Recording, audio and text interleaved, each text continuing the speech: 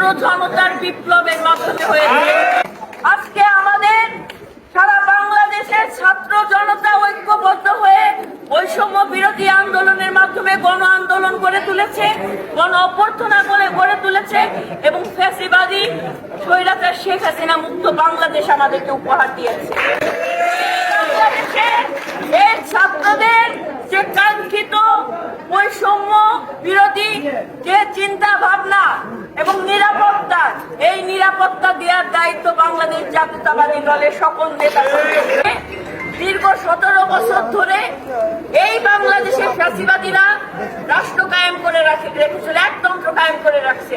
আজকে শেখ হাসিনা পালায় গিয়েছে, মেরুদণ্ড ভেঙে দিয়েছে। কারা? এই ছাত্র জনতারা। কেন? কারণ তারা রাষ্ট্রের সংস্কার চায়। আজকে আওয়ামী লীগ যা করেছে, বিএনপির হাত দিয়ে যেন সেই ঘটনাগুলো না ঘটে। আপনারা প্রত্যেকটা জনগণের পাশে তাদের নিরাপত্তা দেওয়ার জন্য ঢাল হয়ে দাঁড়াবেন, তাদের পাশে দাঁড়াবেন।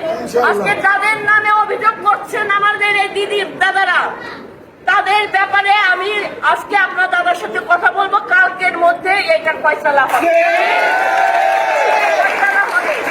আর যদি ফয়সালা যদি সঠিকভাবে সঠিক প্রক্রিয়ায় যদি দমন না হয়, আইনের হাতে তাদেরকে আমরা তুলে দেব।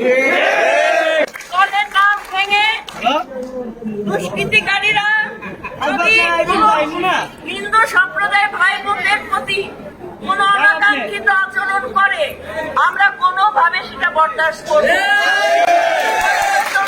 সেটা বরদাস্ত করবে না। আর একটা কথা বলে রাখি, কারণ যদি মনে হয় আমার সম্পত্তি দখল করে আওয়ামী লীগ এতদিন ভোগ দখল করেছে, আমি এখন সেটা দখলে যাব, আমি আপনাদেরকে বলে দিচ্ছি, দখলদার দারিদ্র ভার আপনারা থাকবে, পেপারস থাকবে, নথি থাকবে, সেই নথি আপনারা পেশ করবেন। আমরা তাদের সাথে কথা বলে যদি সেটা আপনারা প্রাপ্য হন, সেই প্রাপ্তি আপনাদেরকে বুঝাই দেওয়া হবে। দখলে যাব, আপনাকে যদি দখলে যেতে হয়, আপনার প্রকৃত নথিপত্র নিয়ে আপনার এশিয়ান খাজনা টাজনা সব দেখায়, তারপরে সমঝোতার মাধ্যমে আলাপ আলোচনার মাধ্যমে আপনার দাদাই আপনার জায়গায় বুঝাই দেবে। কিন্তু কেরানীগঞ্জে কোন জনগণকে আমরা যেন কোনোভাবে আঘাত করতে না দেখি। আর একটা কথা বলে রাখি, আওয়ামী লীগের ভাইরা যারা এতদিন ধরে নির্যাতন নিপীড়ন করেছে, বিএনপির উপর হয়রানি করেছে, ঘরে থাকতে দেয় নাই, আমরা আপনাদেরকে ঘরে থাকতে দেব। আমরা আপনাদেরকে ঘরে থাকতে দেব, তবে আপনাদেরকে মানুষ হতে হবে। আপনাদেরকে মানুষ হতে হবে। স্বৈরাচারী মনোভাব নিয়ে আপনারাও কিন্তু ঘরে থাকতে পারবেন না। কারণ ছাত্র জনতা যেখানে খেপেছে, ছাত্র জনতা যেখানে রাজপথে নেমেছে, বিএনপি তাদেরকে সহযোগিতা করছে, আমরা মাথায় রেখেছি। হাসিনা পালিয়েছে ঠিকই, তার পেটাগুলো কিন্তু এখনো বাংলাদেশে আছে। আমি আপনাদেরকে কথা দিচ্ছি, কেরানীগঞ্জে কোন হিন্দু সম্প্রদায়ের উপর যে বা যারা কোন আক্রমণ করবে, তার হাত পা সেখানে আমরা ভেঙে দেব।